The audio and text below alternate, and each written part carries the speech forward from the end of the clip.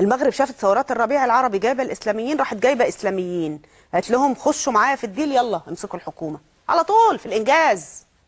لان الملك الشاب اللي هناك ما عندوش وقت، قال لك انا ادخل معاهم في صفقه مباشره وانا لسه هخلي الشارع يشتغل.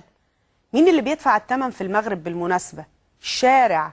انتوا عارفين ترتيب المغرب في الدول المصابه بالايدز رقم كام؟ اعملوا جوجل عليه ده النهارده.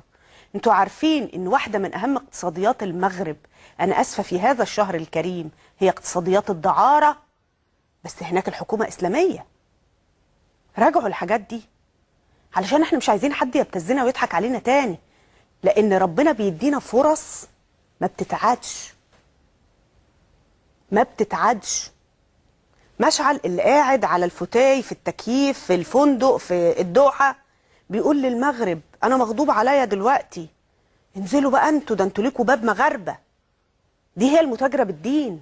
طيب مش عايزه ننسى هنيه اللي بيتكلم عن مسار سياسي لم يكشف عنه.